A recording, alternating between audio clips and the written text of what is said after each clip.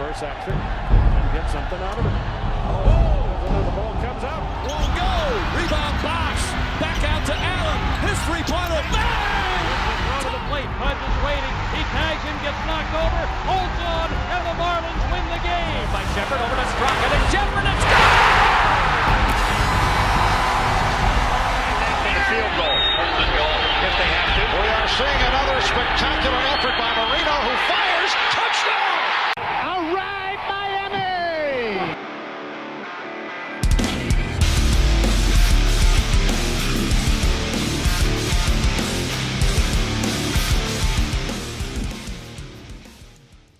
Welcome everybody to the Papa and Nano Show. We're on episode, I believe, 4 or 5 right now. Nano, I think I'm losing track. I've only done like 4 or 5 episodes.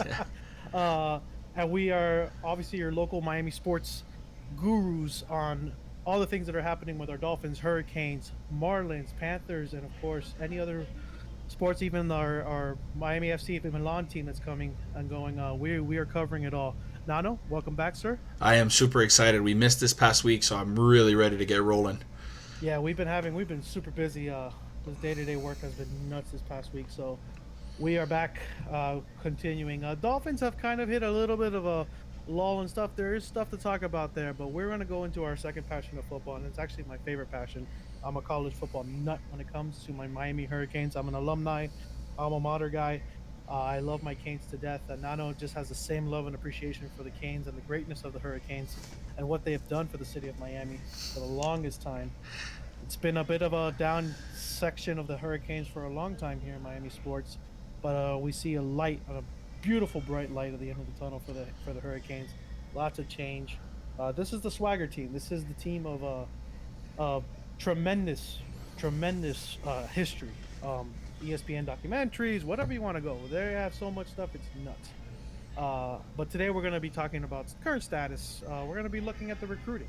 We want to get into the recruiting on that front as well. And then we're going to look at the schedule, which we see posted. Eventually we're going to post that on the screen for you guys.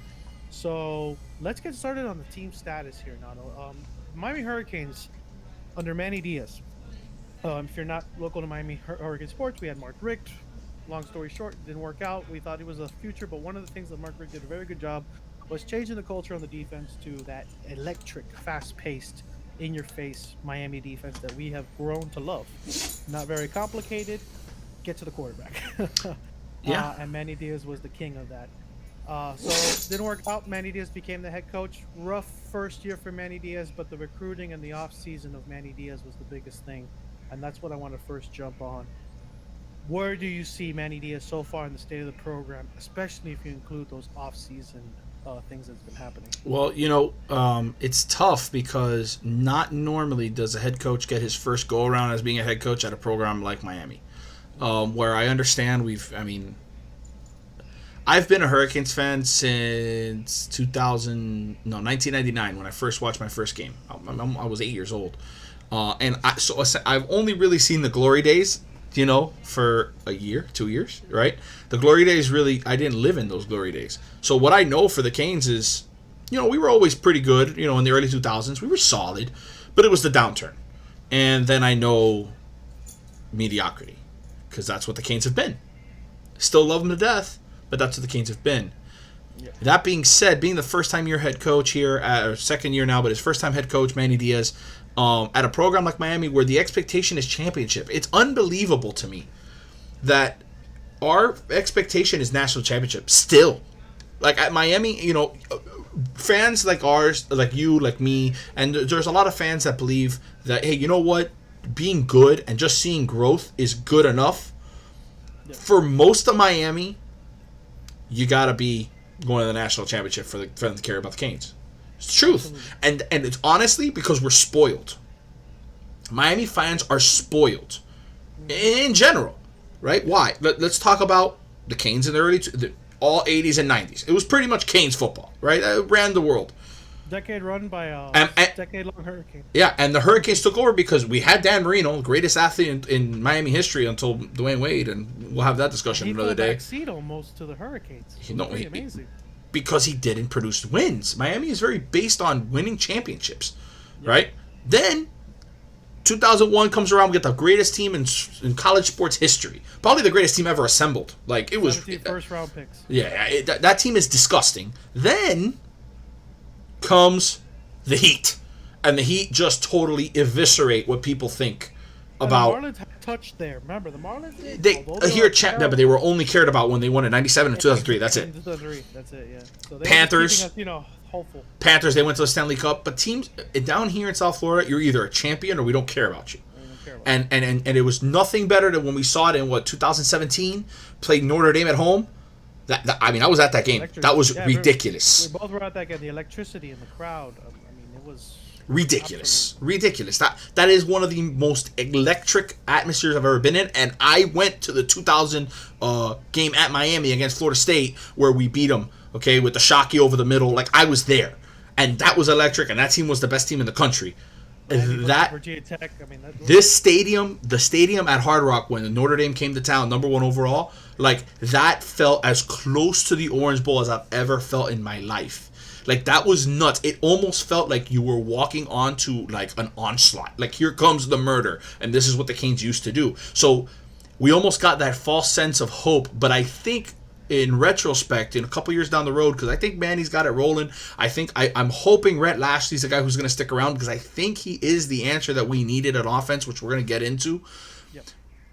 If Manny gets this thing rolling, in retrospect, that 2017 game is going to be what the Sugar Bowl was for that 1999 team, I believe. So yeah, basically, they had that season. Or 2000 team, the 2000 team. Season. I compare that Notre Dame game to the when they beat Washington in 1999. Remember, Washington was going to the national championship, and they came to the Orange Bowl and they lost. Yeah, and then UCLA too. We did it to UCLA as well. Excuse me, that's the game. I think that's what you were talking about. Yeah, the UCLA game. No, that UCLA team was stacked. Yeah. And they fell short because they came to the Orange Bowl and lost. I think that is what it's going to be looked at for this next generation. Now, hopefully, this next era of Canes football is better than just one national championship. That's our hope. But I think that Manny has put himself in a tough spot because it's literally win or go home. And what I like about Manny is he embraced that. Yeah. He embraced it. He's like, you know what? If you are going to want us to be cocky, we're going to be cocky. If you're going to want us to be confident, we're going to be confident. Like, he's not going to hide from it. That's what I really like about Manny. Like, does it get him in trouble sometimes? Absolutely. Yeah. Absolutely it gets him in trouble sometimes. But you know what? The way we've been doing it isn't working. Something new and fresh. Like, kids want to play at Miami again. You're seeing it. Guys are transferring here. Yeah. But we dominate. We dominate the whole national landscape when it comes to transfer portal. We are the transfer portal gods. Yeah. Gods. Players in the transfer portal. The first school that pops up. Oh, they want to go to Miami. It's ridiculous. Like Tua. I understand Tua's brother had. Tua's brother. Tua's playing for Miami. Maybe he wants to play in Miami. Now there's talk about him playing. Maybe interest in FIU, which is unbelievable to me. That'd be great for him, actually. It'd be great for FIU. I mean, they're getting the best quarterback they've ever had handed to them. But like that, Miami is in that talk every single time with high-profile guys coming into the transfer portal. That is something to be said about Manny. There is something to be said. Manny has something to do with that because he hasn't won yet. It's not like you're telling me that he's Dabo and he's just dominating or he's Saban and they're just dominating and now it's obviously recruiting is going to be easier. No, he's doing it with a team that went, 7-6 last year? Yeah. 6-7. 6-7? Then we lost in the bowl game. 6-7. What? He's doing that with that team? Unbelievable to me.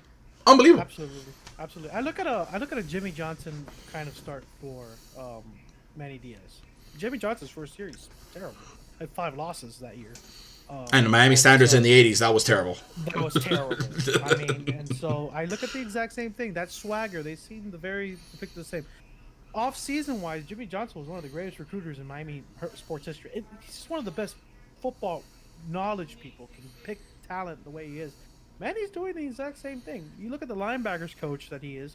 Jack Quarterman, Michael Pickney, all these linebackers that we've had were not bad. Maybe they're not the greatest, but they were not highly touted either. They were their freshman year coming out. Everyone thought they were going to be superstars, and they kind of they fell off a little bit. It was dramatized a little bit. It's not like we're getting Justin Flo, all right? Justin Flo was actually thinking about coming to Miami. This is a kid that lives in California, and he was thinking about coming to Miami. Eventually went to Mario Cristobal in Oregon, another Miami guy. Not a horrible So- decision for him either, Not but a horrible decision for him either, exactly. So you look at what Manny's doing on the recruiting trail with a 6-7 record. I mean, that is nuts. And we're gonna get into that right now, starting with the transfer report on the state of the Hurricanes. And one of the things, Dono, that I swear to God, we haven't. I talk about this with the Dolphins, and I talk about this with Miami sports in general. Miami, South Florida, whatever. The Florida water does not produce quarterbacks. It does not produce a quarterback. Okay, California, Texas, those areas produce Pittsburgh, quarterbacks. Now, Pittsburgh in the 80s or the 60s, yeah. Georgia recently, you look at Stafford, you look at, there's a lot of players that in that area produce quarterbacks. Florida, it does not exist. Okay, it does not exist. So finally, they put an emphasis on getting a quarterback, and one of the things is getting D'Eriq King in the transfer portal. Now, this has happened months ago, so we're kind of late on this, but the process of bringing in D'Eriq King and bringing in a surefire quarterback to kind of be in that quarterback room. If anybody knows about the reason why the Miami Hurricanes struggled last year was that the quarterback room was the most toxic room in history, and we thought it was the strength of the team at the beginning of the season last year. You had Tate Martell, Jaron Williams, Kenosi Perry, but what happened was, and I think it's very obvious, you had three guys that said we can start, and only one guy got it, which was Jaron Williams, and it got to his head and it fell apart. And then you have a combination of, Tate Martell, all that drama in history going with him, and he's going to be the starting quarterback. And then you had Kenosi Perry, who was the guy that was at UM already for a very long time, a 4-star quarterback, one of the best quarterbacks coming out of that class at the time. So there was just a lot of influx of mixed personalities, and I think it toxified the room. And so compare that with the fact that I can't remember our previous Enos was not a very good. We thought we got the guy of the Alabama offensive coordinator, and we ended up getting fool's gold from him. So just the staff offensively we had an NFL guy that didn't recruit at all, and so we thought maybe he could just teach our guys. I guess Zion Nelson became something. He did something with him at the left tackle position. So across the board, the entire offensive staff, Manny gave too many keys to that side of the offense. And I think that was his big mistake, right? I like his approach. He's being a CEO. He gave it to Blake Baker, the defensive coordinator. But when the defense started falling apart last year, and you and I both noticed that, he said, give it back to me. And the defense started playing better again. So I think he's found that equilibrium of, okay, on the defensive side of the ball, I can give Blaker this power, but I need to be on top of him a little bit. And on the offensive side of the ball, no, I need to get a god. I need to get a guy that can construct plays at a high level, can recruit at a high level, and it doesn't matter what talent he has. If you give him South Florida speed, he can exceed. And he got Rhett Lashley. Tell me about that hire. I think this is one of the best hires that we've had on offensive coordinator. I think Manny Diaz hit it on the head. This is excellent for the Hurricanes going forward. There has only been 2 offensive coordinators in the past, I would say 10 years, 15 years, that I truly think meant something to this school, that could have made something special had they had support on the other side of the ball, right? It's Stacy Coley, who's at Georgia right now and putting up some good numbers, and he's a lot more traditional in terms of the way his offense runs, but I love that guy. Okay? I don't think he's at Georgia anymore, by the way. Well, he was. He was there last year. He was, and he recruited the elite offensive players, Todd Gurley, all those guys. Were him. Yeah. The dude is a legit. The problem is he was here with his Google glasses, and Al Golden. I mean, he was here set up for failure. We're not even going to get into the golden era because I'm going to need a beer. So we're not doing that. And now Rhett Lashley. And why is Rhett Lashley a good hire? I haven't seen him snap one ball, but I'm telling you something right now. When you score points the way he scores points everywhere he goes, that's good for me. It's good for me. Like, I have one measure of success on offense, right? Points. Right? Like, yes, you can get, and now if you want to start comparing him to someone else, you want to get into his third down efficiency, you want to get into a bunch of other things, fine. He is producing points. Okay? He took SMU's offense from like 100th to 50th in his first year, and then all the way up to like 32nd at SMU. No, top 20. No, top 20. He finished top 20 on offense. Was it like 19 then? Yeah, it was around there, but the problem was that the defense was 80-something. SMU, the Pony Express. Are you kidding me? He took winning games 50-something to 40-something. Okay, now give him a defense. Yeah, give him a defense. And you know what it's going to be like? I'm not going to say we're going to be this level of offense until I see it, but this is going to remind me a lot of Chip Kelly's offense. High-powered offense, but it's going to be balanced. There's going to be a lot of running the football, options, read options, pullback. That's why we went and got a guy like Derek King, somebody who could do that. And Kosi Perry is not bad, but he's not an athlete like a guy like Derek King. And you could tell by the guys we're recruiting now at quarterback that that's what we're looking for. So I kind of, getting into some of the recruiting, it kind of leaves me up in air what we're going to do with Tyler Van Dyke. Yeah, that's scary. The dude's got, for the kid almost. It's kind of unusual. Yeah, I don't think he sticks around for another year. I'm being honest, unless we make some major adjustments to the offense, or maybe we see something this year where, hey, you know what, Lashley's using a lot more pocket passing and whatever. Maybe he will because he has the ability to.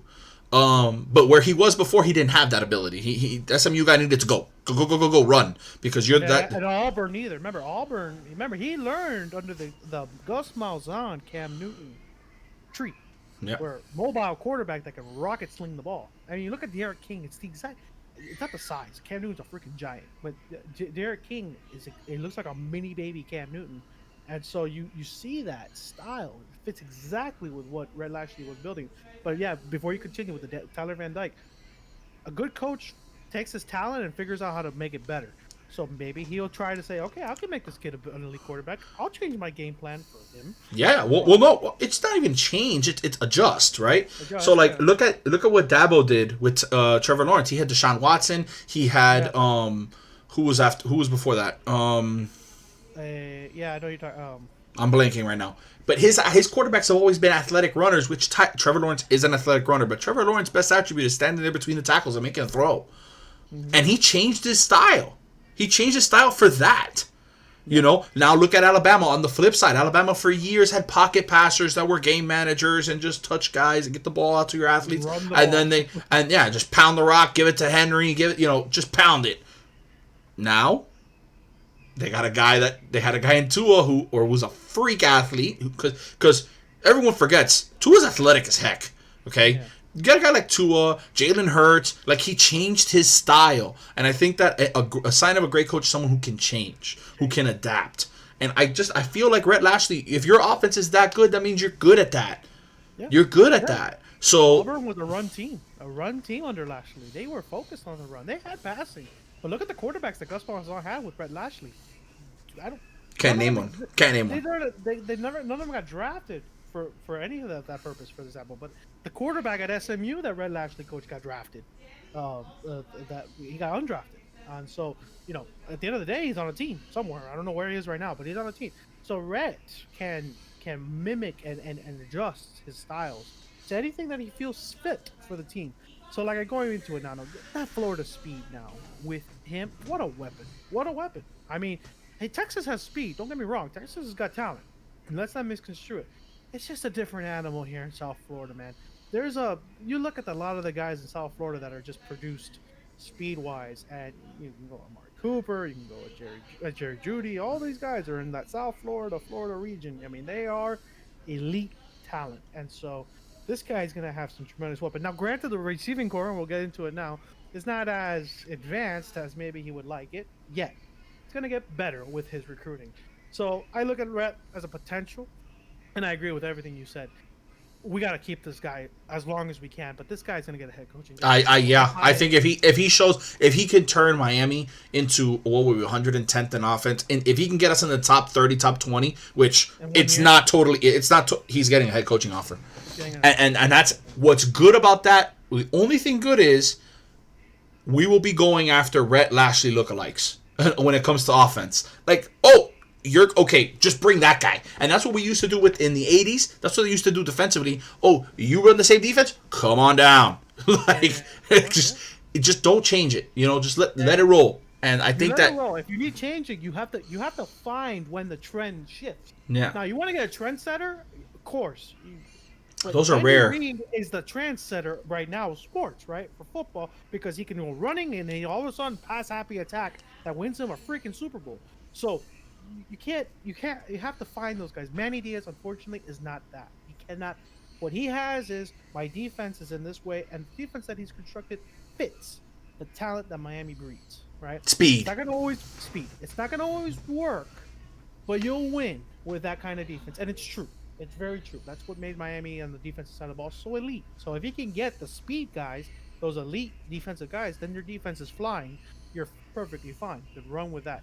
But on offense, that to me is such a specific style. It trends. It changes more. It's like it's the ocean. It changes like crazy. So you need a guy that can change. So yeah, looking forward to Rhett on that front. I think it's going to be super exciting with the coaching staff of the Miami Hurricanes across the board.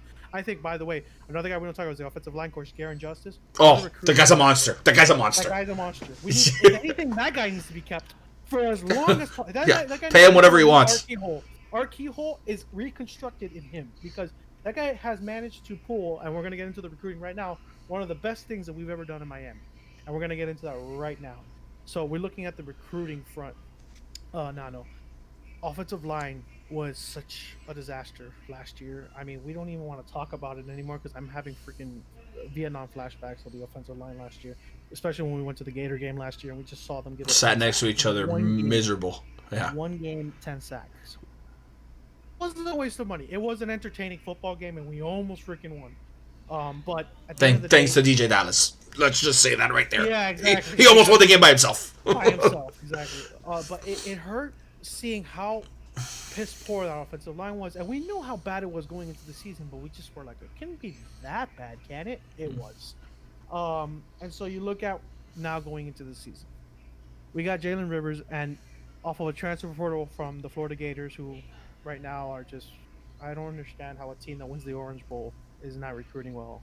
Dan Mullen is so unusual to me. I don't get it. The brand and the winning. And they had a top 10. And they had a top 10 guy get drafted. Top 10 guy get drafted. I mean, it's very unusual what's going on in Gatorland. But sometimes you just gotta sit there and go, you're the SEC West. You ain't beating Georgia. Miami is playing nobody. And you can see the schedule. I have it on my end, but maybe not an opponent on his end. They don't play anybody, so it's actually quite easy to get to the college football playoff. But we'll get to that later. So we got Isaiah Walker from the transfer portal. He was a Miami guy up until the very end, then ended up going to the Gators, and then welcome back. And he went to the Gators out of nowhere. People were like, the Gators are involved. That's like Nestor Silvera was involved with the Gators, but they were like, no, he's not going anywhere else other than Miami. But no, we finally have 2 4-star tackles. I actually looked back at the history of Miami Hurricanes recruiting on tackles. We don't have... Central Henderson was the last 5-star offensive tackle that we've picked up, and he was a beast out of Minnesota. We haven't had a 4-star higher than him in or at least a 4-star that's in remotely in the same rivers as Rivers and Walker in the longest times. We've been getting 20th overall, 22nd overall. Good tackles that we picked up over in history. Eric Flowers was another guy that we picked up that was an elite tackle, but believe it or not, he wasn't as highly ranked as Rivers. So it's like you sit there and you go, wow, we haven't had this in a while. Well, we got 2 of them. And I look at Garen Justin and I go, finally, we got 2 elite tackles. The best in Florida, Isaiah Walker and Rivers. How big is this now going forward? Because we finally have the benchmark, the cornerstones on your offensive line, which is critical on every offensive line. And let's not mention that next year we're already bringing in Rodriguez from Columbus. Ryan McLaughlin is also a kid that's coming out from Marjorie Stoneman Douglas. For those not watching, that's the school that had that shootout, right? So that school is a great school there in Plantation. It's actually an amazing school. Yeah, an amazing school. It's beautiful. One of the most beautiful campuses in Miami, in South Florida. So continue. So I'm sorry. So you're building your offensive line with youth that's going to be pretty good. Ryan Rodriguez is a 4-star. He's going to play center, play tackle and guard in high school, but they're going to move him to center supposedly. That's what it's looking like. 100%. Zion, we still got Zion Nelson, which I know he played poorly last year, but let me tell you what, for a first-year guy playing offensive line, coming in from playing tight end, he was okay, and he got better toward the end of the year. You're going to have some depth there. Ja'Kai Clark, another guy that we brought in that's, not a bad player. I think he's a 3-star. Reed. Yeah, we got Cleveland Reed. Remember, he was going to transfer out, and he said, no, I'm coming back. I mean, he's not a bad player. We've got a bunch of... I think it's about putting a good scheme that helps them. See, that's the biggest problem. If you're putting them in, hey, let's drop back and throw 35-yard plays, it's not easy for offensive linemen, especially if, at the end of the day, defenses are geared to beating you. So it's going to be difficult. Great offensive linemen take time to gel. There's a lot of communication that goes into it, a lot of chemistry and sliding and protecting. All that stuff matters. And And having the hodgepodge that we had going on last year totally made it more difficult. On top of the fact that the offense wasn't producing, on top of the fact that our coordinator was being very conservative, you could throw it across the board. It kind of set them up for failure. I think adding some blue chippers, we got 2 guys that are blue chip offensive linemen, couple them with some of the guys we got coming back that are young, you could see something develop with this offense that's quick hitting, misdirections, to put the defense on their heels so the defense isn't like, they're in I formation, this is an obvious rundown, we're just going to come right at you. And it's just so hard. It's so hard when you're in 3rd and 9, 3rd and 11, 3rd and 14 to pass block. It's hard. So I think that it's something important, and I just think that we are trending in the right direction. Garen Justice, you can't put into words how good he's been so far. Hopefully it translates. In 4 months, because he came in January. Yeah. I mean, he has totally reshaped the line in 4 months, and I'm sitting there like, look, granted, Rivers wasn't his guy that he was. Rivers was coming no matter what, but you had to retain the guy after a 6-7 record, and in December, you have. And you're a new coach. You got to develop that relationship. You have to develop that relationship right off the rip, because if not, he could transfer out, aka Isaiah Walker, right? Yep. So. And then you bring in Isaiah Walker. I mean, granted, I don't think he was going to stay at Gatorland. I think obviously the virus and everything had an effect on it. Maybe not. Maybe he was like, nah, this place is not that.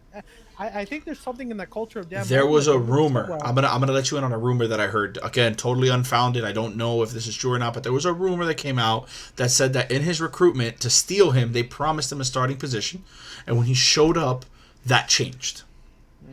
And that lack of trust kind of said, along with Corona, I think just told him, you know what, this is not right, and just got out. Yeah, again, unfounded rumor, not 100% sure, but I could tell you one thing. It makes sense that somebody who was toward the end of it, and early on he was a Miami guy, then just kind of like things just changed so quickly. It makes sense that he was promised something and then that wasn't delivered, and that's why he's like on a winning program. On top of everything, of course, they won 11 games last year. They were very solid last year. Yeah, but you get promised a starting position on a team that like on 11 wins. Yeah, that's hard to say no. Mm-hmm. You look at the running game also now. That's going to take a big jump on this. Now, remember with Rhett Lashley, you're kind of concerned about the running game because he's a pass-oriented guy. No. This man runs the ball. He actually runs it very well. Spaced out running. Man, you look at the recruits that we got. This is what they want. Cameron Harris, when he first came in, was our speed back to Lorenzo. Lorenzo Lingard can run, but Lorenzo Lingard was more of an in-between tackle kind of guy. Right? Now, he's no longer with us. He transferred to Florida.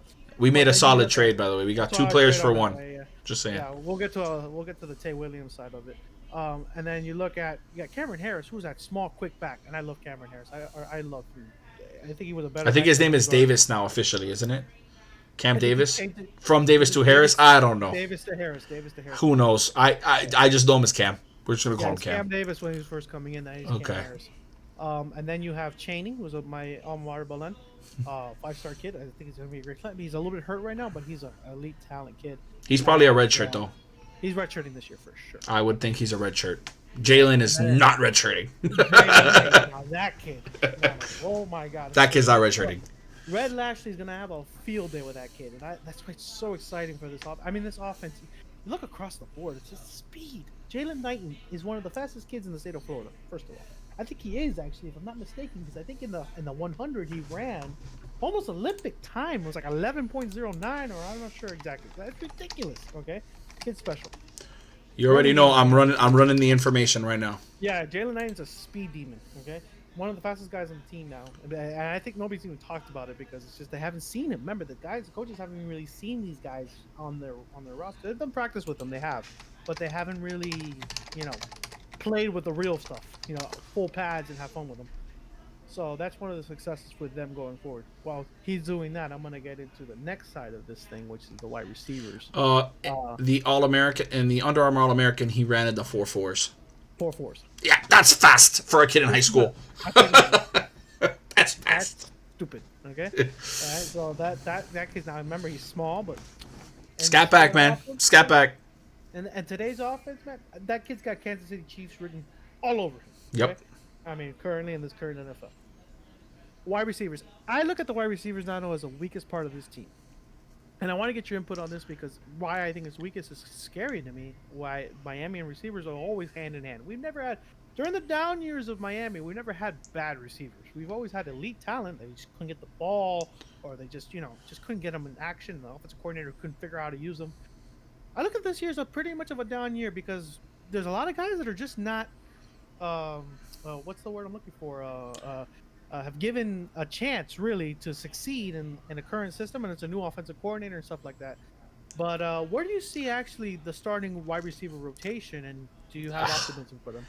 See, it's a good and a bad thing, right? Because you don't know what any of these guys can do, but a lot of these guys were highly touted. You got a guy like Mark Pope, who highly touted. I mean, he's got speed, elite speed. He's fast. Yeah, but you look at guys like some of the guys we're bringing in. Mike Redding, he's no joke. He's a good player. Like, he's a good player. You know, Daz Worsham. Daz Worsham's good too. Yeah. Like, you got some guys that are pretty good. Those are blue chippers that can come in and contribute. But we got a ton of guys on the team right now that, honestly, with the way the offense was constructed, we were going 2 wide receivers. You were running like Jeff Thomas and like Pope or Osborne. Like, that's it. That's all we had. Yeah.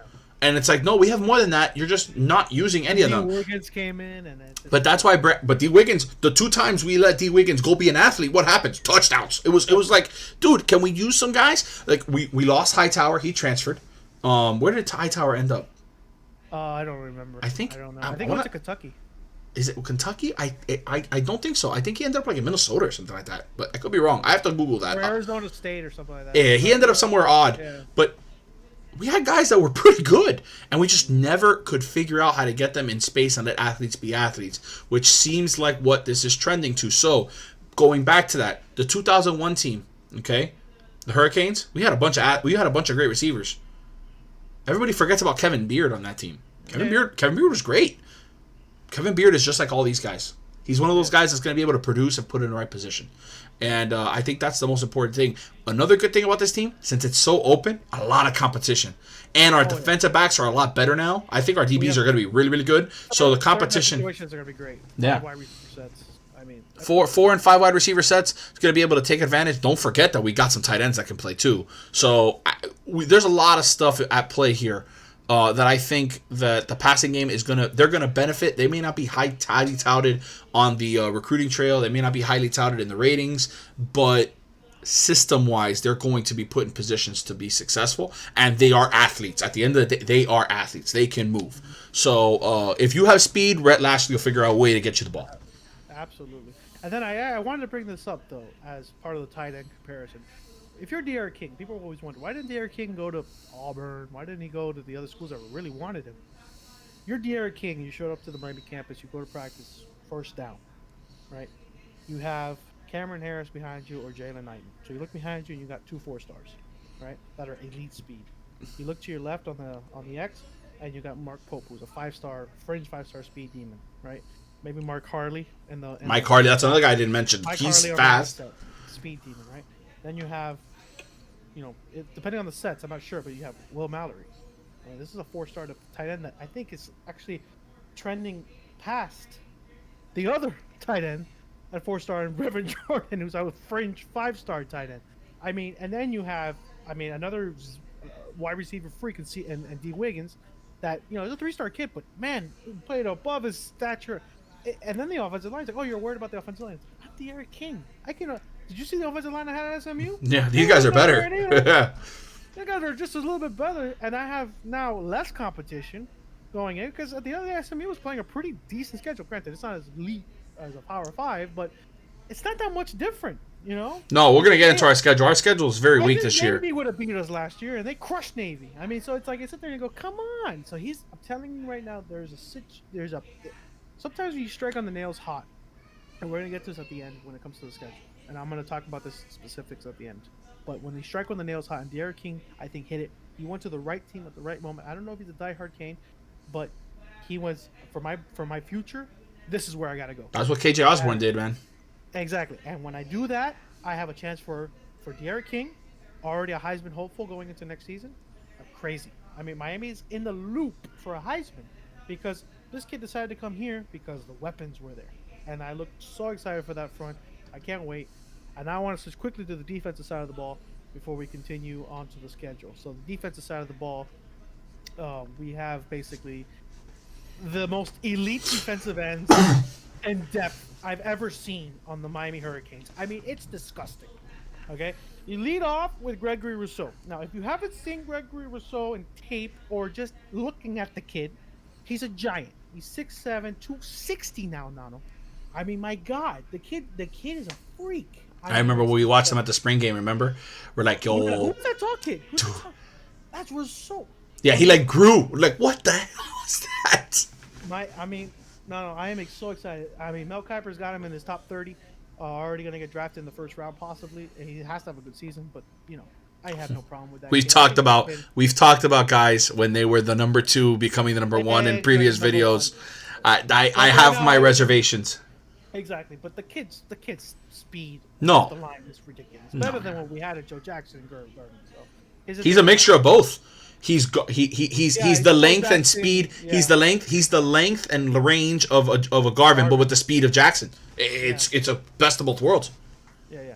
And then you have Cameron Williams, who is just as tall as this kid, 6'5". I mean, it's ridiculous size. But then you got one of the best players in this year's recruiting class in Chance Williams. Kid's a monster. That kid's great. I mean, what a pickup that was. It came with a package deal with Rivers because they wanted to come to the same school together. And so those two are going to be won't complain. Battling each other. They're going to be battling each other. Won't complain for 1 second, by the way. Not 1 second.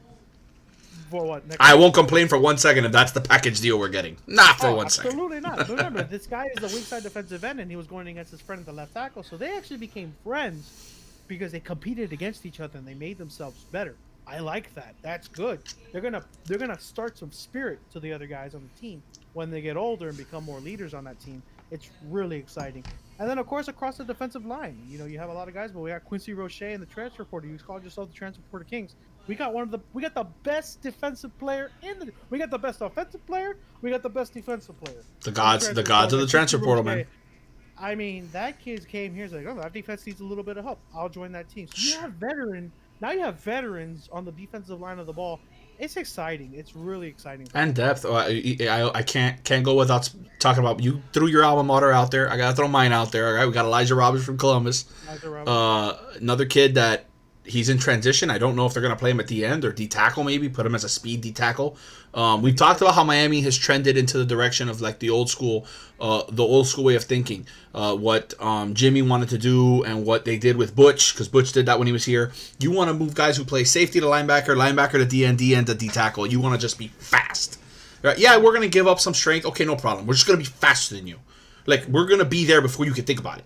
And I think that's kind of what this kind of looks like the way this is doing. We got Jafari Harvey. We got so many dudes. Like we just got so many. Weight too, because when Harvey came in, he was a big old tub of jello, and now he looks like a physical specimen. If you look at his workout tapes, remember all these guys are doing workout tapes. Elijah Roberts did one. It looked pretty cool actually. He's busting his butt. Well, they got to. That's how they're proving to their coaches they're doing something. Yeah, doing something, right? So yeah, they're trying, and they're obviously trying to warm up their coach, but at the same time, I look at a lot of them, they're trying to win. Mark Pope too, whose workout tape is disgusting. His route running, he's gonna tear ankles next year, so it's kind of exciting. I look at the linebackers now. This is my favorite part of the team, by the way.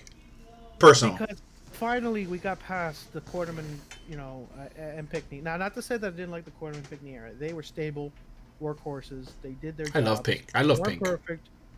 I love Pickney, exactly. The fact that he couldn't get drafted, we talked about it in our previous video if you haven't seen it yet. It's something that I think was a smart move, waiting to get healthy before he was actually looking at on free agent deals. But one of the guys that I think made the best decision was McLeod. Excuse me. McLeod basically was going to take a redshirt year and said, I'm going to try to improve my own stock and become the starting middle linebacker. Because McLeod came in and they were thinking he was going to be a strong side linebacker. Not really sure. Well, they didn't know where he fit because of Shaq. And Shaq was just the middle linebacker, and they're like, this kid's a middle linebacker. So, and he realized it. He had to take it in and say, I'm not going to graduate. I'm going to graduate with my brothers, but I'm going to let them go to the NFL. I'm going to wait one more year. I'm going to help this team out. That's a bold move. It's very strong, really, really persevering move. He's going to be our starting middle linebacker, and I think he's going exactly where he fits, and I think he's better than Quarterman, just between you and me. Because he was always a very good pressure on the quarterback. Every time he was on the field, he was always around the quarterback. He couldn't maybe reach him, but he never got a lot of snaps. So it was always because you had Quarterman. So it's very unusual. Supply that with Brooks and Huff on the outside. Corey Flagg. Talk about they fly, man. And then you have Austin Cave. But this linebacker Coronado, I'll give you the floor. It's exciting, actually. Okay, so McLeod in the middle, being the veteran with all the knowledge, all the experience, played in big games, he can be the guy calling all the shots, making all the reads, doing whatever the guy. Oh yeah. Let Avery Huff, Sam Brooks, Corey Flagg, Tariq Cave, let those dudes just run, just go murder something, because that's literally the way that these guys play. Like Sam Brooks goes in for the kill. Like I love that ruthless. It's like if you watched the old WWE during the Attitude Era, it's ruthless aggression. It's just constant, nonstop, get after, just punish people left and right. And this linebacking core is gonna be so fun. And why it's fun to me, I love Pink. Pink was my favorite linebacker of between the three of the guys, and because Pink played with that level of just let's go. This is a new group. No one knows anything about them. They have a lot to prove, and I think they're gonna step up to it because it's been like, yo, we've been watching these old dogs play for long enough already. Like, give me something different. Give me some speed. Yeah, the growth wasn't. It was just incremental growth. Think about what you saw with Romeo. Think about what you saw with Romeo Finley when he came down into the box. Yeah. Romeo Finley is not the fastest man in the world by any stretch of the imagination. He is faster than both Quarterman and Pinckney, and you saw it. He was the one making plays in the backfield. He was the one just eviscerating screenplays. Absolutely. Because of the speed, and I just love that we're getting back to that. This is old school Canes football. Yes, when you think of Jonathan Vilma, you think of those middle. Jonathan Vilma was fast, but he was the mind. He let the dudes on the outside just be the runners. DJ Williams, you go and just go, blitz. Just go. And I feel like it's just that's what I'm so excited to get back to. Like I play Madden all the time. Like Madden is one of my favorite games, and my favorite position to play on is a linebacker. I just love that position because it's the quarterback of the defense. He's the guy who has to make all the decisions. He makes the reads. Man, these linebackers are going to be so fun for me to watch. I'm so excited. Yeah, absolutely. And it's just the talent drop off from what people are saying is like, oh my god, we're not really drafting linebackers, recruiting high level linebackers. You got Manny Diaz. This guy develops linebackers at a high level. That's what he is. And so he teaches the game. He's a very good teacher. He's going to teach them how to play. Let the athleticism do the rest. Exactly. He knows what they need to do and remember the game is at D'Onofrio with all of his zone schemes and whatever the hell he was doing. We don't have to get into that. I'm talking about with Manny Diaz. You're going to make me open a damn beer again. Yeah. Blitz, stick to your man. It's not complicated. Let you play free. I like that. I think it's great. Hit the gap when you're supposed to hit the gap. I think Quarterman was too technical in his mind when he was thinking about it. It's like just hit the gap. If he's not there, he's not there. But hit it. You don't know if the guy could cut around on you. Because something happened on the edge. So lots of things that was just like kind of tricky with some of our previous linebackers. Excited for these kids. Coverage wise, they're going to be so much better. Thank God. Because it was just one guy on coverage linebacker, and it was Pickney. That was it. Yeah. Samuel Finley was a striker. He took tight ends. Safety, whatever. So now you have a linebacker that can go with a running back in like Huff. Like Huff can keep up with anybody.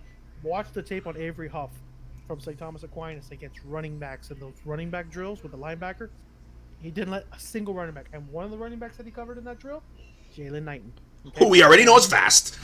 And he kept up with him. Okay. So that to me eases my heart because I'm like, okay.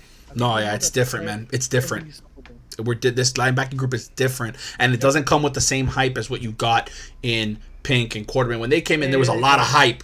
This is different. This is not the same amount of hype, but I think it's just a different level of athleticism. We're getting faster. Like that's the key across the board. We're getting faster, and that's what I love. Mm-hmm. Let's get into the DBs, and then we'll square off into the schedule. The DBs are obviously the strongest part of this team. I'm just going to say that right now. The talent is out of this world. It's otherworldly. Corners, not so much, but they're good. Al Blades Jr., grew before our eyes. He's becoming more and more like his father. And you look at Christian Williams, and you have Corey Couch, who's grown. Actually, he grew because he was like 6 feet 6'1". I think he's like 6'2" now, but he's like 200 pounds.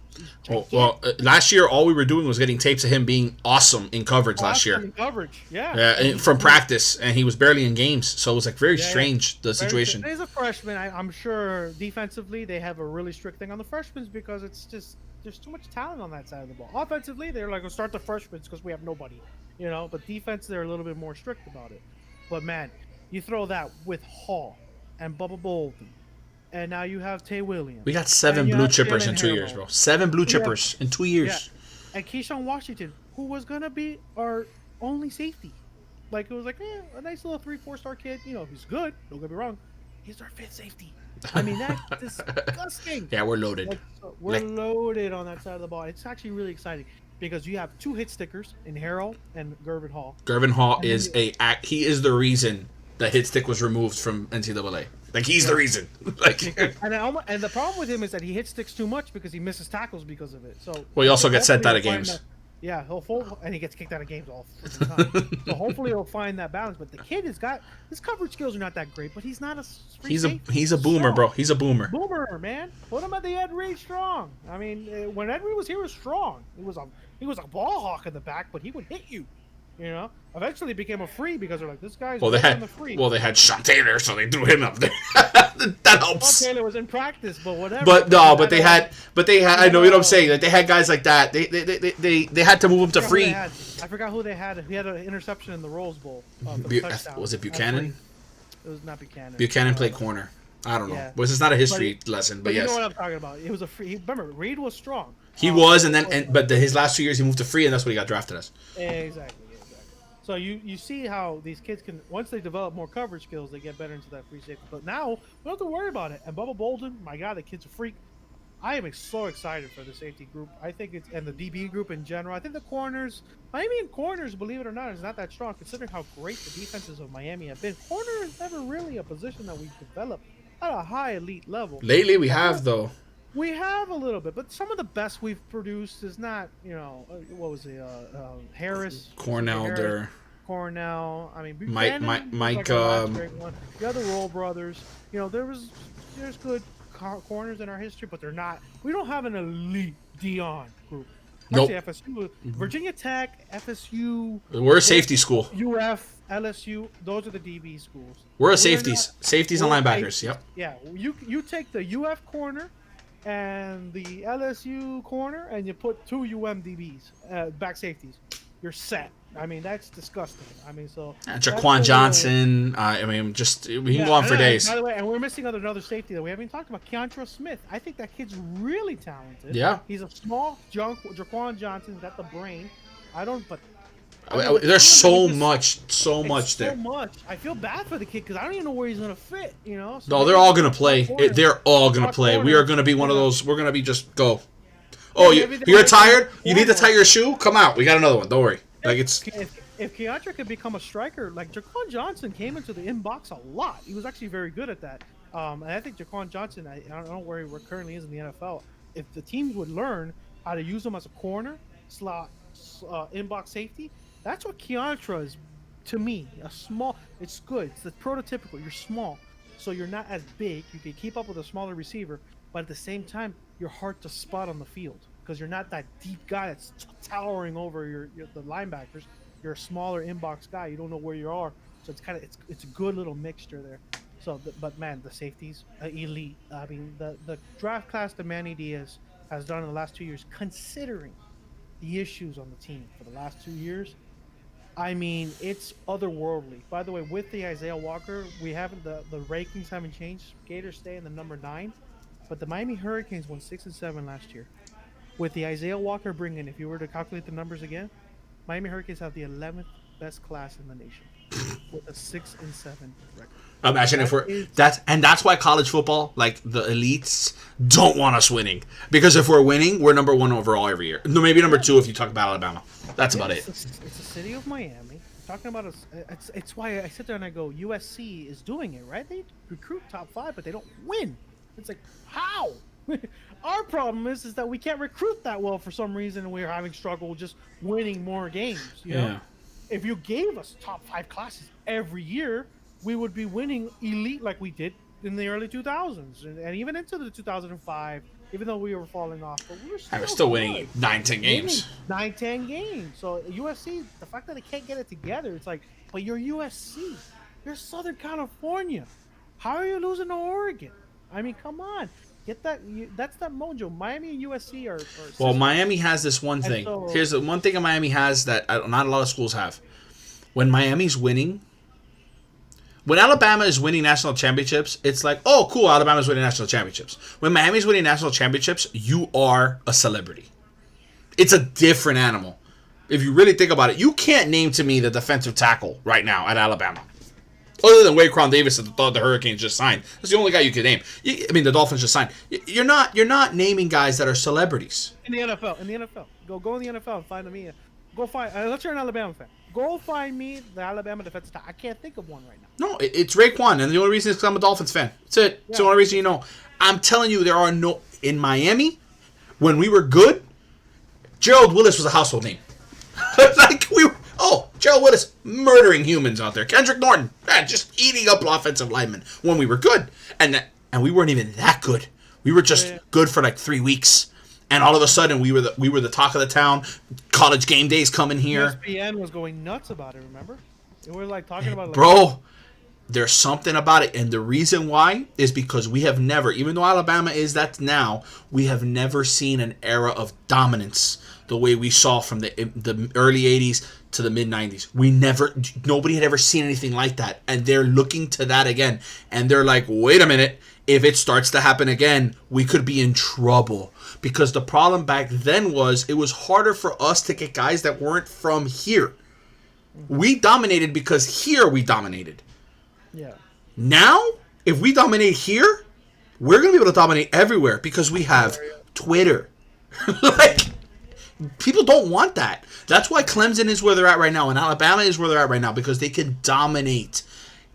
People outside, you know what? The media, they do want the Canes to be good because it's good for ratings. Yeah. Period. The Canes Notre Dame game got more views than any Alabama Auburn game ever. Okay? Yeah. The media wants the Canes to be good. Yeah. It's just a matter of now us figuring it out. I think we're on the way. And if there's ever been a year to start the trend of getting to 10 wins, it's this season because wow. Wow. You can't mess with the talent you have on both offense, defense. You have an established quarterback that had an offense before he redshirted had 50 offensive touchdowns. Come on. This is not. You cannot ask for strike when the iron's hot, and that's what I'm going to get to with the schedule. And before, right when you're getting into the schedule, I don't mean to cut you off, but you've heard me say this in previous videos, and I've said this to you 100 times. There's one thing that's like a cardinal sin: you never waste a good defense. Never. Yep. And that 2017 team was a national championship defense. And we wasted it. It was a top 10 defense. We wasted it. No, it was the number one defense in tackles for loss, the number one defense against the run. The turnover. We were the number one team in turnover differential, and it wasn't even remotely close. Okay? It wasn't even remotely close. But, all you got to do is beat Pittsburgh, and you fail. I'm sorry. You beat Pittsburgh, and you barely lose to Clemson, they may have made a case to be the top 4. So you were like... we were the number one team in the country. Remember what else happened? We had a ton of injuries at the end of this. Herndon got hurt. Irrelevant. Irrelevant. You got to find a way to win that game. You got to. I understand losing to Clemson. I don't have an issue with that. Clemson's probably the best they've been in a very, very, very, very, very long time. I don't have an issue losing to them. I know that team wasn't national championship good, but that was borderline a national championship defense. It definitely was a college football playoff defense. We had the best. We were the top 2 defense. It was us and Bama that year. That's it. Mm-hmm. So, the Gators, who are very good defensively now, we're not even in the same universe as that team defensively. That team defensively was humming. And it wasn't even talent. It was just a great. It was well oiled. It was a great scheme. It was after we already were in it for this was the second year. It was kind of just starting to get rolling. All young, yeah. They were all starters, and they were a year before. They were all young. They all had experience. That team, you never waste a good defense. This defense, I don't know if it's going to be a great defense. I know it's going to be solid because it's Miami, and we have solid defenses. But we've always had solid defenses, right? This team's going to be solid. At a worst case scenario, they're going to be a top 20 defense. Worst case, I can't see it being worse than that. Yeah. With this schedule, top defense still. Last year was top defense. They were really good. Yeah. Can't score. We can't at all. Literally could not score. We lost 14-0. Yeah. How? So it's like you sit there, you go, come on. So yes, going into that now, I agree 100%. This defense, man, it needs a jump start on offense, and you cannot ask for a brand new engine with, a brand new supercharger in De'Aaron King I mean, that's disgusting. Well, we have an offense, and you have the drivers, Red Lashley. You cannot mess this up on offense. And getting into the schedule now, I'm thinking you already pulled it up. You couldn't ask for a better schedule, if you ask me either. I mean, right now, the Hurricane schedule to me is a freaking joke. Okay, it's this Coastal Division has gone weaker and weaker and weaker and weaker every season as the Hurricanes have been in the ACC. Every year, the next year it's the weakest it's ever been. I mean, it's like it's crazy to me. We start off with 3 gimmies. Manny Diaz's Temple, which he would have gone there, and then he said no. So Temple's gonna be like, oh, we're gonna get back at Manny Diaz. Manny Diaz's gonna say no. I'm gonna kick your butt in because this is my team. Okay. I expect Red Lashley to throw off 50 points on this team. I mean, I'm also throwing scores here. I'm not kidding on these scores. Well, minimum points. I mean, I'm putting a minimum score on this game. I say we win 45-6. I think they get 2 field goals. That's it. I don't know about that. I think that first game for a lot of new guys. I think you're looking at something. I think the 40s is a good number for the offense. You're probably looking like 17 at home. 45-17 is probably looking like more like 45, 42-17. I think that's more up our alley. You're going to allow points at the end of the fourth quarter because they're still going to have their starters in, and we're going to be bringing in a lot of these young guys because they're going to play. Yeah. So that's my prediction on that. But I mean, this is a walk. This game's over in the third quarter. Very over. Temple lost one of their best players, Quincy Roche. To us. So it's a big time defense that's lost its leader, and he's on our side of the ball. So it's going to be even a. He's going to want to get and try to beat up his team. Yeah, always. You always want to beat the team you came from, man. Even if there's no hard feelings, you just want to beat them. You want to beat them. You look at Wagner and UAB. I'm just going to put these two together because these are 2 jokes. These are 2 cupcake games. Yeah, they should. I'm not giving you a score. What Wagner may score. All I know is we're above 50 plus. I think. Oh, we're getting 70 in both these games. Yeah, the freshmen are going to play this game. I see potentially you're looking at maybe Tyler Van Dyke playing a couple of these games to get some reps underneath him. I think that's a smart move for Red Lashley to get some tape on the kid just to see. Okay, let's see how you do now that we have a 45-point lead. You know, run our offense. Run our offense, exactly. Let's see how we go from there. So actually, I see those 2 games as our potential for the freshmen to get some reps, and I see a really good opportunity for Tyler Van Dyke. I think he should actually circle these games on. He says, I got to improve to get ready for these games because I'm going to see the field probably, and so I got to show that I can actually maybe run the ball, maybe be a little more nimble, see what De'Ara King is doing, and try to play your game and see if you can find something that Red Lashley will say, oh, you can do that. Oh, good to know. Down the road, you know? Yeah, I mean, look, we're scoring. This to me is just like playing with the new offense. This is just like when we played Bethune or when we played Savannah State. Like this is a 70 point. This is 70 points if we want it. Probably staying around 55, 60. Yeah. These are what UAB is the toughest one. And so. if we don't win that game by 40, it's a failure. I mean, look, we're walking into what's crazy is these first 3 games I think are really good games for our defense to get honed in because you don't want to start off like we did last year against Florida. Yeah, the young linebackers. Let them get the bumps out of the way. Yep, because the safeties will be fine. The safeties are set. They're gonna be like. Actually, they're going to be the ones that are probably be on top of the defense and be like, "Hey, what are you doing?" You know. And the defensive line is very veteran. I mean, you have. They're not going to. There's not going to be a whole lot of passing yards because they're not going to have time. Exactly. They're not going to have time. Exactly. There's that line is going to be vicious. So you're going to see that the corners are going to have more time to work. But even then, they're still older corners. I mean, you have Al Blades out there as your starter. And then you have possibly maybe Ivy, who had a struggle last year. Yeah, but and Takori. Those are your 3 probably. These are the guys that are growing. So they're going to keep growing in these 3 games. It's perfect right before you have to go to Michigan State. Now, this game is very nice. I'm not going to lie. Michigan State is not what they used to be. But they're still one of the top 30, 40 teams in the NCAA. What a great out-of-conference game. I think this was a perfect pick. This is a good strength of schedule game. Big time. Right in your wheelhouse. You can definitely win this game on the road. I see Miami potentially winning this game. I really do. By the way, going into this, I see Miami winning all these games. I have one game that I have one game circled that is a maybe to me. But other than that, I will give you my bold prediction, and I'm actually very serious about the prediction because of what's happening, what I see in this team. So I look at Michigan State as a win. Michigan State defensively is actually very solid. So, but this is a game where De'Ara King goes off. I think De'Ara King is going to show the nation, hey, here I come for that Heisman. This is a game that he's got to circle and say, I'm going to try to get you know, 300 passing yards, maybe get 50 to 70, 80 rushing yards, and 3 or 4 touchdowns. If he does that, man, that kid's gonna start getting. Here comes the Eric King and the Hurricanes with, you know, Heisman hopeful kind of start to the projection. Michigan State has struggled mightily against running quarterbacks. Like, that has been their Achilles heel. Like, watch them play Ohio State. So I just see it. I just see that as a game where the Canes are going to be able to just exploit their biggest weakness. Our defense is going to be good enough. They're going to be a heavy run offense, but I'm not concerned. I'm a little bit concerned on the defense. I'm more worried about the environment. I'm more worried about the environment. Yeah, they'll get punched in the mouth, and maybe that'll be like, "Whoa, okay, hold on." But other than that, this is a game. Canes going to Penn State. No, it's not gonna happen. That's not happening. No, they're gonna get punched in the mouth probably, but that's fine. But I think the Eric King is gonna raise the experience. Oh my God, that guy's going off. Defense is gonna be like, we're not gonna blow this. Okay? Yeah, I think there's going to be enough of a margin for error with our offense in this game. Exactly. If we're going into this with last year's team, we lose this game by 25. We lose by 5. We get shut out probably. I don't think we score. But the defense probably will hold them under 30. That's the only reason I said that. Then you have a Pitt comeback game at home of Pitt, man. And that Pitt game, look, Pitt has always been a thorn on our side. For some reason now lately, for some reason it's come out of nowhere.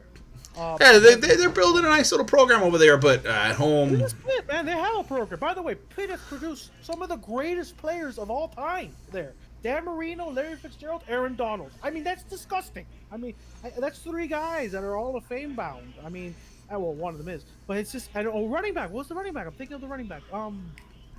They have a running back, too, by the way, that's elite. God's Hall of Famer.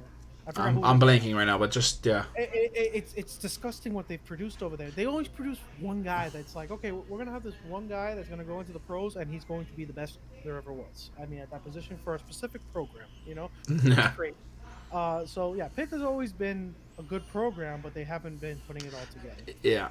It's exciting, that game, because it's at home, and it's always like a little revenge game. We beat them. We beat them on the road with the team we had last year. I don't see this being a big game. I mean, we're going to beat them. It might be a tough game, but... It's a revenge game for them. That's what I'm saying. Yeah, I can't see this. Fun game, I think. I can't see this being an issue. No. Like I said, I think we're winning every game, because then right after that, what's tough about that is that you have a Friday game, but it's against Wake Forest. And I'm sitting there like, look, okay, Wake Forest has got that quarterback, okay? But he went to Georgia, remember? Because it was like before when the schedule came out, we're like, oh, they got that quarterback that's kind of scary. Then the quarterback transfers to Georgia. So I'm like, oh, that game becomes a pancake. It's like, what the heck happened? The value of that game plummeted when that quarterback went to Georgia. Yeah, this is not the greatest cross conference game for us right now, but no, it's not. But at the end of the day, it's at Wake Forest. It's a tough place to play. But the fact that the quarterback's gone now, it's not even close. No, I don't see this being a very tough game. I mean, don't get me wrong. We're gonna have to play the game. This is not going to be a 21-point win. We haven't really been giving scores. This will probably be a 10-point win, 13-point win on the road, but it won't be. It'll be fourth quarter up 13. Like, it won't be a late score to kind of seal it. That's what I see. The one fear is it's on a Friday on the road. That to me is the one fear. And so I look at that as the problem with this team is that maybe on the road they'll slip, and that's, it's expected with the young team. Yeah, but hopefully, I think the offense will travel. You have a senior core. Exactly. The offense is very... By the way, this offense is a veteran offense. There's no freshman that's probably going to sniff the field, except for maybe the offensive line. So that's the concern. Right? And Knighton, but yeah, in general. But even then, Cameron Harris is starting, so you're not really worried about... Maybe Cameron Harris runs 3 touch a series, so maybe Knighton really gets action on the second series. So, that's about it. But the receivers are all veterans. The quarterback is a senior. They've all played in it. They've all played in this kind of stuff before. Big games, so I'm not worried on the road. This is actually a good thing, is that the offense sees that road schedule and they're like, we've done worse, So this is easier for us. North Carolina at home, thank God. Listen. Okay. We're gonna beat them by 50. Okay, that's a little harsh. 50. I'm saying it right now. It's gonna be the biggest win in the conference for us ever. Okay, I actually went a little bit that this was going to be a very close game. Nope. That's North Carolina team. I don't know. I know everything about them. I'm telling you right now, this is the game where the defense hold them to 3 points. Watch. This is a revenge game. Watch. They kicked our ass and then they celebrated it. this is going to be the game. Like, this is going to be the Washington game for this team. This is going to be no. What's coming to you now is going to be evisceration. I'm telling you, this is the game. I know we've had a ton of games here. We've got some other one. This is the game that I'm like, bro, this is where the beatdown comes in. Circle. Come back to this video. Call me out. I don't care. This is the beatdown. Then we have it's just because of the quarterback to me. It's just he's going to be drafted high. Good luck. Here comes the hellhounds. They're coming. I'm telling you. And by the way, if the Canes are undefeated going into this game, this is going to be a night game. He has no chance of the Orange. He has no chance of the Orange Bowl. Listen to me. And in Hard Rock, he's got no shot. That place is going to be electric. If we're scoring 50 a game and we're destroying everybody, the Hard Rock is going to have 70,000 drunk people going bananas. This kid has no chance. Notre Dame went in there and threw 4 interceptions like if they were just going out of style. This is going to be an onslaught on national television. If we play the way we think we're going to play, I can't. Carolina has to be playing pretty good too at that point too. So fine. This is an onslaught. I'm telling you what's coming. I just have this feeling. When I looked at the schedule, I'm like, oh, that lays in the perfect spot. But it kind of leads me into my next thing. Go ahead. At Virginia, which we got crushed by them last year too, if I'm not mistaken. Yeah, this is the game I had as a possible loss. This is a toss-up. This is a one-possession game. And this is what I'm saying. This next 3 games to stretch. Granted, it's Florida State, but this rivalry. next 3 games are my toughest games. And so I look at Virginia as still a win, but I look at North Carolina, we squeak by. I look at this one, we squeak by. And the only reason why is really because I look at Virginia's tough for us. We've always had a hard time playing over there, but it's also right before Florida State week. And so it's like, the mindset of these kids, I swear to God, it's like, oh, it's Florida State week. Not really. Got Virginia in there. Don't forget about these guys. But the good news is it's on the road. It's not like a home game before a Florida State home game. Thank God. So they're going to be like, okay, we're on the road. Well, we're not at Florida State. We're Virginia. So I believe in that, but these kids are going to be focused on that front. I think this is the one game. If we're going to slip up, this is it. Yeah. That's just my opinion. This team has just been a problem for us.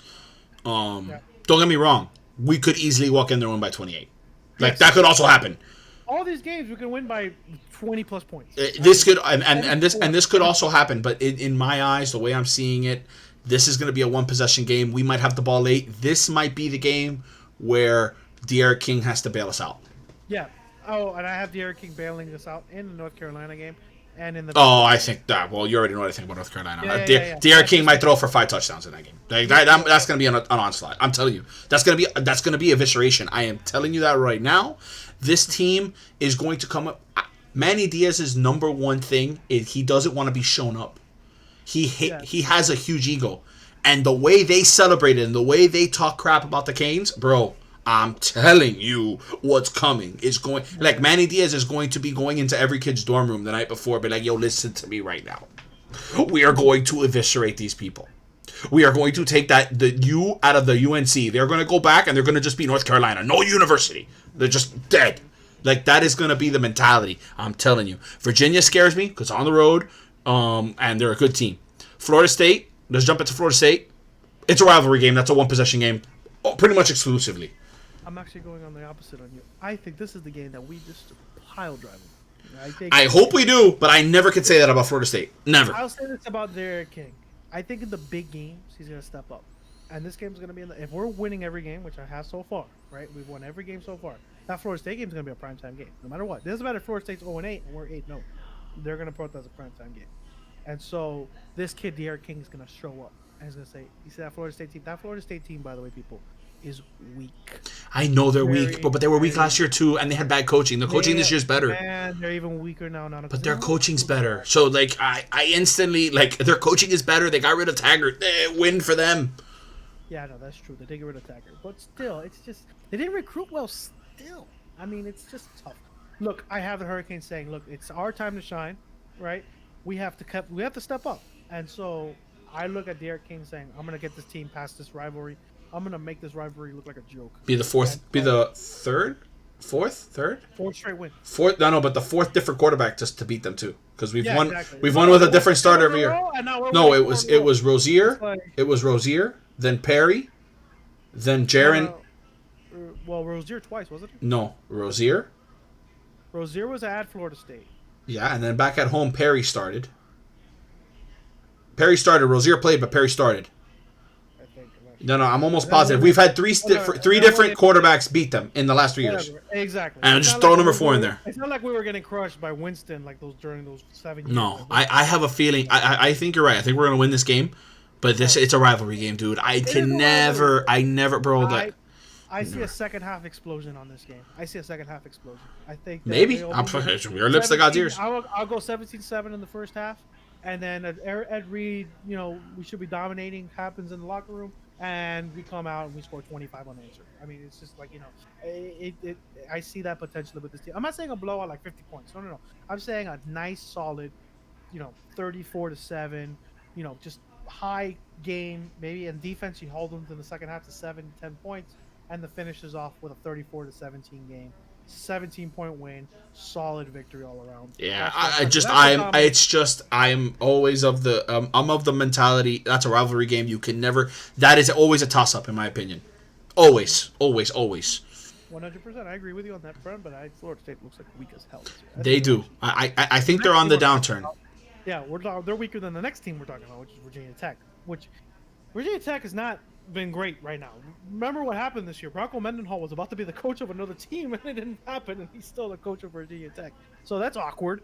Virginia Tech's gonna have a down year, but actually their talent is not half bad. I really can't believe, but they're losing commits now left and right. So Their biggest thing, Pablo, is Bud Foster. Tech, but yeah, the dark days of Virginia Tech are in front of them right now, which is scary. Bud Foster is no longer in the program, so you're gonna have a new defensive coordinator. They brought in an ex-player to be the defensive coordinator, but that's not just a plug and play thing. You're going against Red Lashley; he'll tear you apart in 2 seconds. Yeah, it's not a plug and play thing. And by the way, just on a complete side note, Clemson dominates the ACC because of their spread, run high, pass heavy offense, just killing you with speed. That's literally what we're doing. Literally. And if you notice, here I keep going. We're gonna crush Virginia Tech. Now the problem is they're playing at Blacksburg. That's annoying with the damn keys floating around everywhere. Keys and everything. It's freaking annoying. Yeah. It's gonna be a game that's gonna be. You're gonna give them motivation somewhere in the freaking game. I feel after a big time win against Florida State too. So this game I have a little bit of issues, but the good news is no Bud Foster, no quarterback, no real scheme coming in. Brand new thing. You should win by 10 to 15. In that range. No, I think we win this game. I think we win this game easily. Yeah. I'm not gonna. I'm telling you, it's Virginia, Florida State. I'm just saying they're gonna give you moments. The game's gonna be 24-17. You're like, why? Yeah. You're gonna be like, but we're not out of control. We're still in control. It's just why is it so close? And then Derek King goes for a 50-yard touchdown run, and you're like, okay, we're good. Yeah. So that's how I feel that game's gonna go. Mm-hmm. Then you go against Georgia Tech, which is pass happy offense. Now. Rivalry game. I mean, a revenge game. Nowhere now. Yeah, triple option is gone. They are no longer triple option. I can't give myself a prediction. One of my basketball players that I've known for a very long time, he's a receiver for them. So I'm gonna bow out of this one. You can go ahead and talk. I'm not gonna say nothing. Well, I don't care. Your receiver is going to experience a loss with my Hurricanes on this one, okay? Because look, I actually am freaking glad that Georgia Tech finally got out of the stone age of triple option. Okay, it's not you guys produce talent there. Like you're Georgia, you're in the state of Georgia that produces probably the 5th, 6th best talent in the nation, right? Actually, it's been better recently. So somehow they had they had Calvin Johnson and Demarius Thomas as receivers. Yeah, I mean, come on, So let's go get yourself a quarterback and get going. I think they did actually. They got a pretty good quarterback. I think it's a 3-star kid, but he's nice. So their team is strong. Because last year was the first year of the pass offense. Now it's a little bit better this year, so they're going to be a tough game. The problem with this game is at the end of the season. Yeah, you're what? 1, 2, 3, 4, 5, 6, 7, 8, 9. You're 10-0. So you're like, we're 9-0. I don't know if I counted that right. I'm sorry. So you're like, okay, you're getting tired. 10. 10. It's 11 game season, so 10. Yeah, 10. So you're looking at this potentially as being maybe the, but at the same time, I like what we have on the team going into it. I think you've got through your gauntlet, so you're like, okay, we went through the gauntlet, we're good. Let's get Georgia Tech out of the way. We can finish this team and we move on. And that Georgia Tech defense, unfortunately, is not the same. What scares me about this game is you're riding into the situation where the conversation is, are you the best team in the country? Yeah. And is there 2 or 3 next to Miami? And that is what scares me most. It's not because I don't want to be there, because of course that's what we want. But can these young guys handle that conversation and still taking care of their job? Now, the good thing is you've got a veteran quarterback who's trying to win a Heisman, who's coming in here wanting to win a national championship. He's not going to let the offensive side of the ball do that, because he's like, yo, you're not going to mess this up for me. Yeah. But on the defensive side of the ball, you know, it's scary. I'm hoping McLeod is that voice of reason that keeps everybody grounded. Big red shirt, I'm telling you. Because McLeod was there in 2017 when things went awry after possibly having this opportunity. I don't think he's going to let it happen again. But you know, that's what the only thing that scares me is that complacency, because we're not winners yet. Yep. You know, it's like that sense of comfort, and I hope to God our coaches have seen it, our defensive coaches have seen it happen once. I can't imagine it happens again. That's going to be a rowdy Yellow Jacket crowd, especially for 10-0. That's going to be, or 9-0, whatever. Every game we're going to play in after UAB is going to be rowdy. Rowdy, yeah. Because we're going to be because honestly, after we go to Michigan State and handle them, every team wants to beat us. It's going to be Miami's back.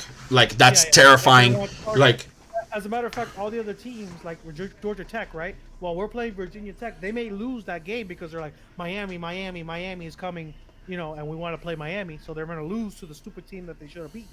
You know? So every team is going to have Miami stamped on their schedule, so they're going to be really tough on it. Yeah. And it ends with Duke at home. I think we're going to actually blow this team out because of what the hell happened last year. Okay?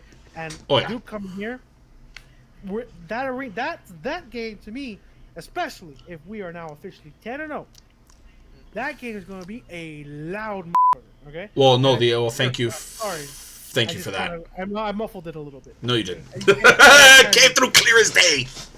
Whatever. So I'll I look at bleep that game it. as potential. Yeah, it's okay.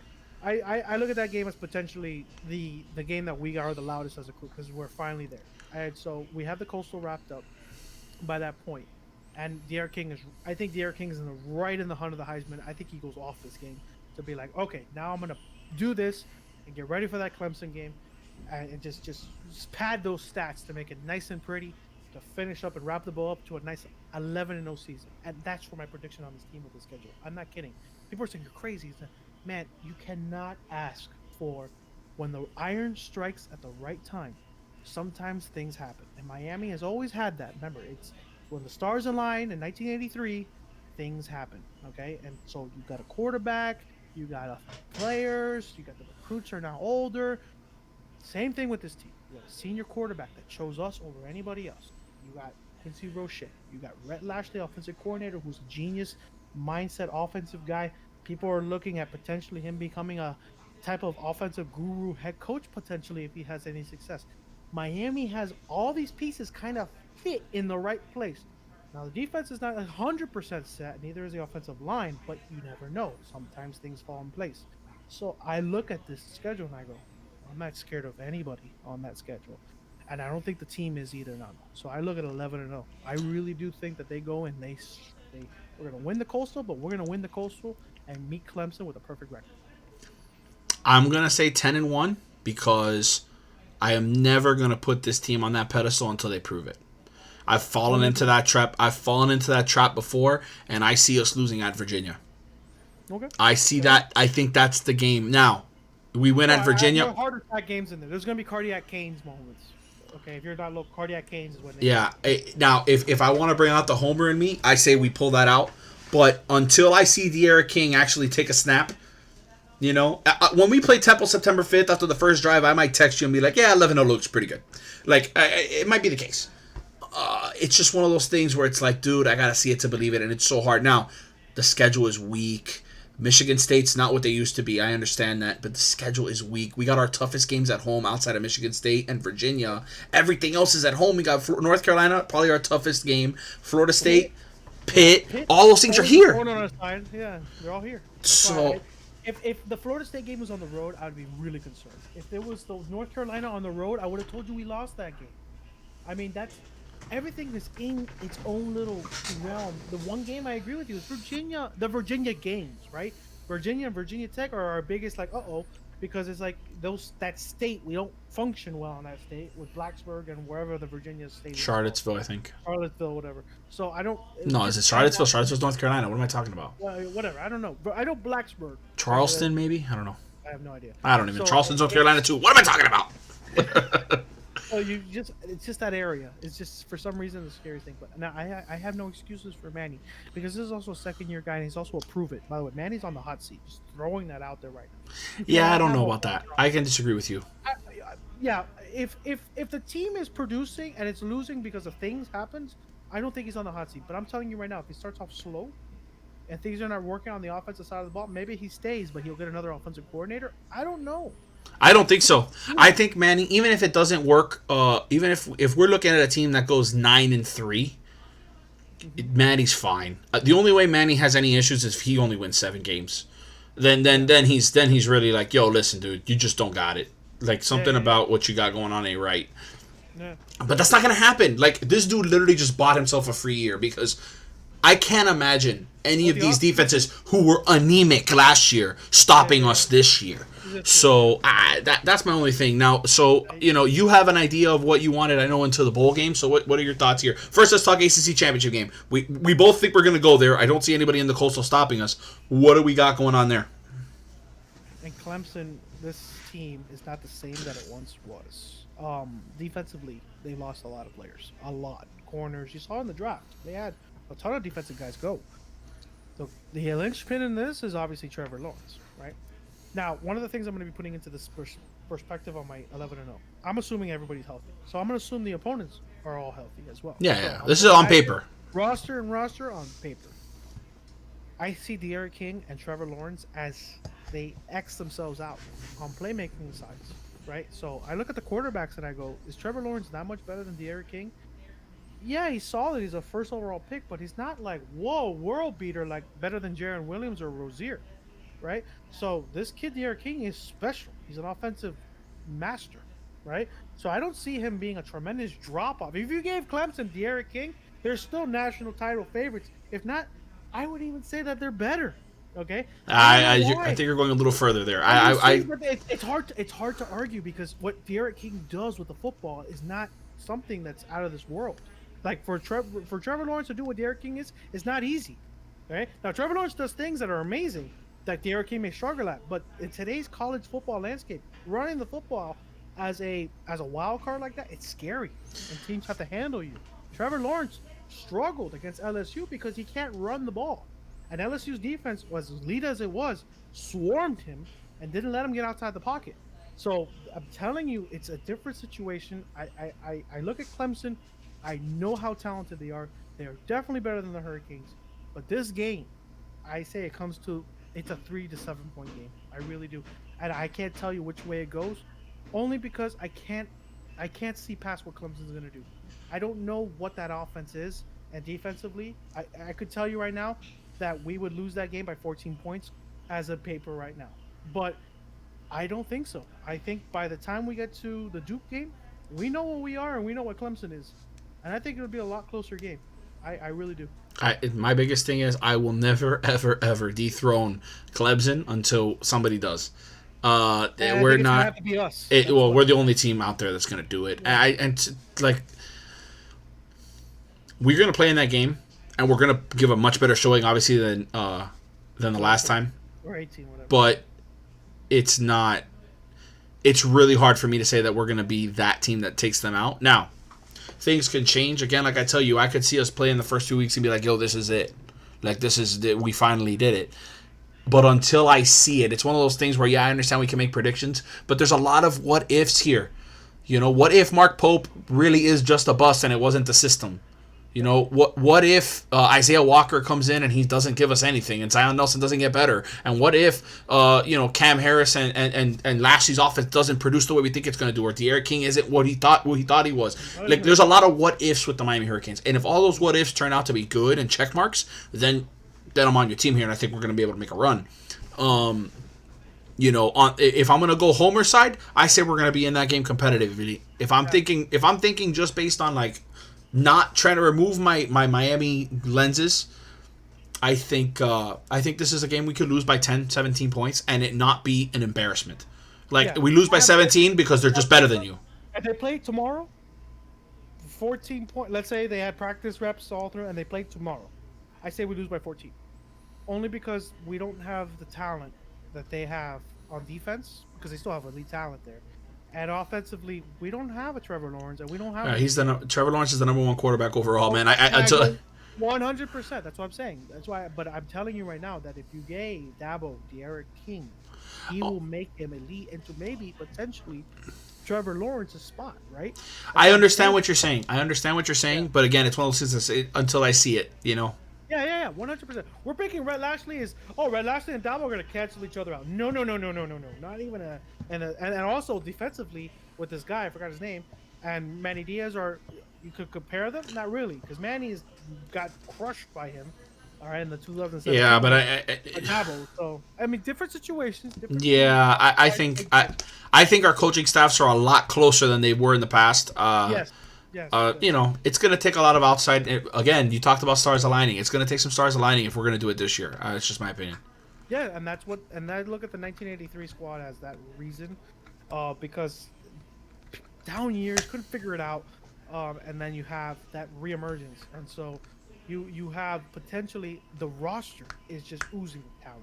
So the most talented team I've seen. At the start of a new decade, it's kind of now where forget the 2010s and the 2019s where we sucked. Let's start a new decade and let's try to fix it. Not a bad way to start it. I think you got a potential for elite quarterback room play finally. I mean, much better cleaned up quarterback room. Thank God. I mean, compared to what we had last year. It's just so much better now, I think, across the board. We'll see. Yeah, I agree. And bowl game, if we lose to Clemson, we're still in a New Year's Six bowl game. I think they'll pair us with, I don't know, maybe the Gators again. Who knows? And so you look at the Gators. And I think if we play the Gators in the New Year's Six bowl game, that's a great game. I don't know what will happen in that game because the Gators are. I'm gonna put my prediction that we play LSU in a bowl game. Maybe LSU. Who knows? I don't think LSU. Man, listen. I know LSU's great, but LSU lost a lot, and they don't have Joe Burrow. They don't have Joe Burrow. No, a down year for them. They might still win 10, but I'm just saying, I can't see them being the number 1 team in the country. Bama's definitely. I think Bama's definitely out in front of them right now, and just there's just a whole lot going on there. I don't see them being Ohio State as well, but I think Miami LSU. I think Miami LSU is the game that you're going to see in the bowl game. I mean, obviously it depends on the bowl game as well. I don't know the alignments this year. I think the Sugar Bowl is a playoff game this year. Yeah. So I don't know what the alignments are. The Orange Bowl is the national championship. It's here. So. Which is why I was going to say there's a couple things I'm going to say about Miami. One, we win in odd years. We're going into an odd year. I understand it's not technically it's 2020, but remember, it's when the national championship is played in 2021. Was played in the 1982 season. 1989. We win in odd years, and we win in the Orange Bowl. That's our thing. So I have a feeling that that's what's going to happen. If we're going to go 2 routes here. If we are going to go full homer and say, hey, you know what, we're going to make it the playoff, I think we can make it the whole way, right? I don't see it at that point. It's splitting hairs, just 1 possession games, and if we're playing at home, give it to us because I think that stadium is going to be electric. No. I mean, people are going to be on the outside going bananas. Let's go regular. I think we play LSU in something like I don't even have the bowl list in front of me.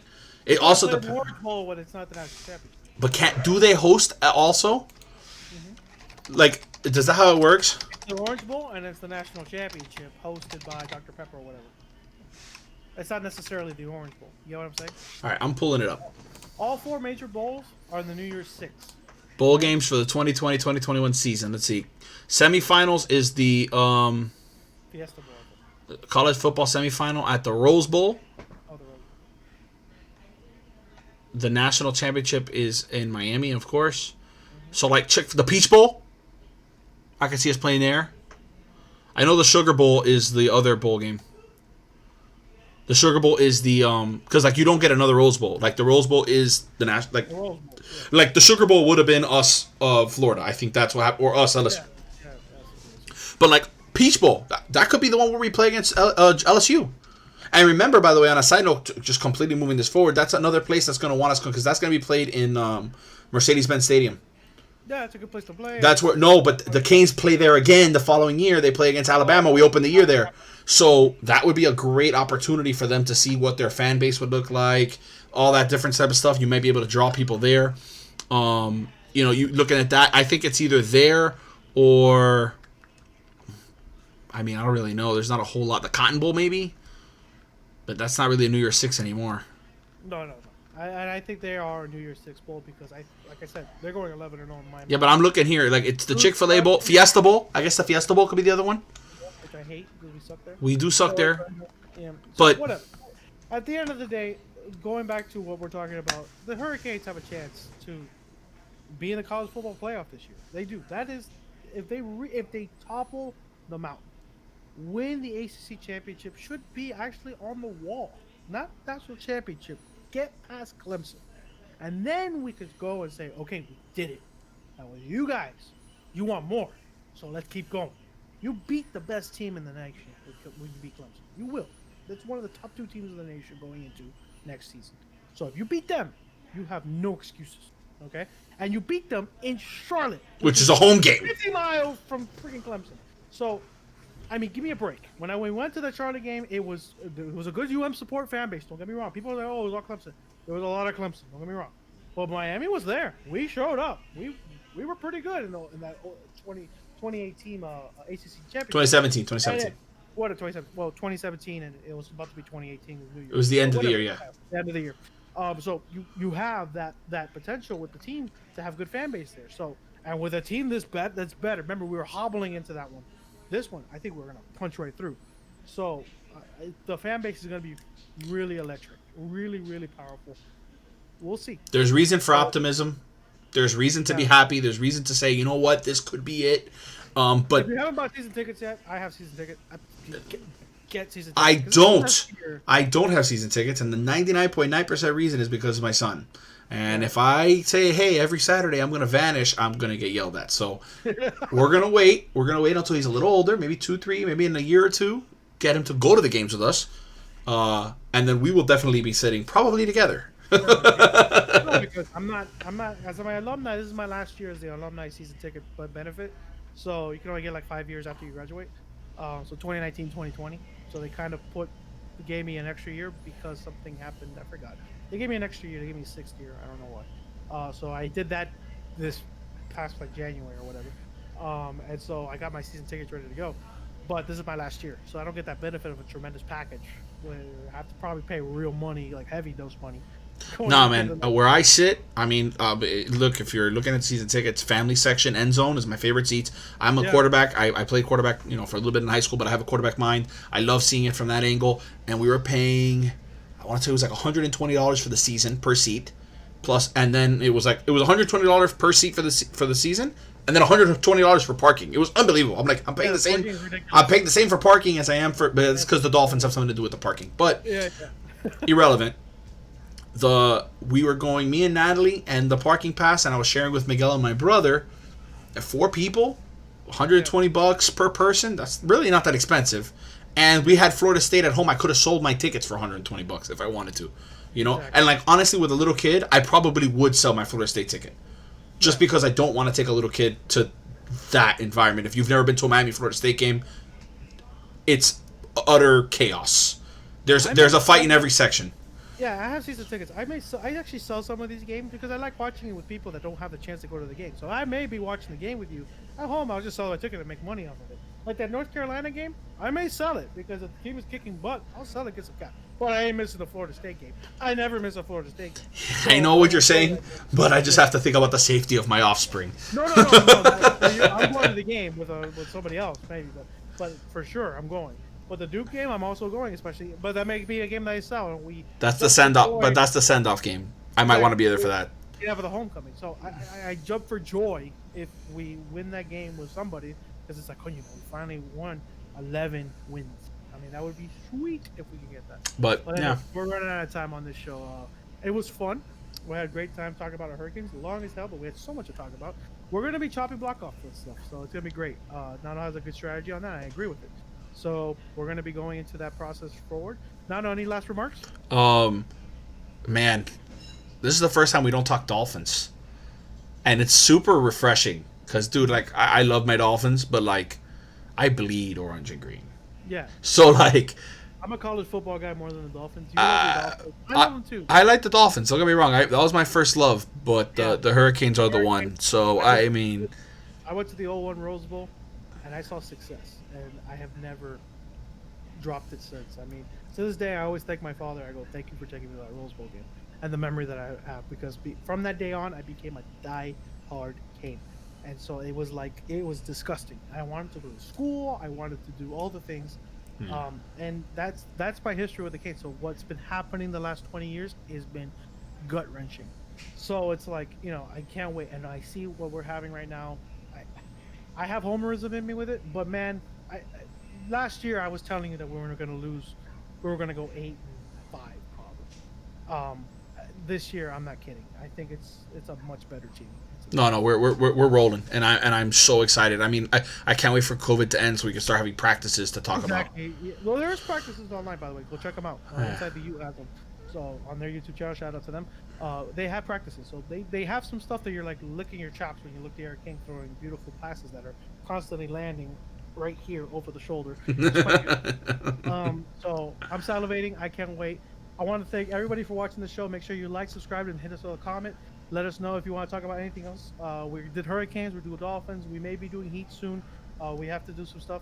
Nano maybe actually doing some breakdowns on sports as well as I am.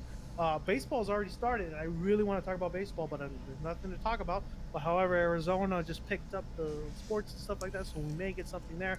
I can't wait to talk about baseball with some people. It's really fun to talk about that sport for me personally, to see what pitchers are doing and what once pitchers and catchers report. I can't wait. So it's gonna be fun. But thanks everybody for watching. Nano, it's always been a pleasure. Always. We'll catch you all on the next episode. All right, see ya.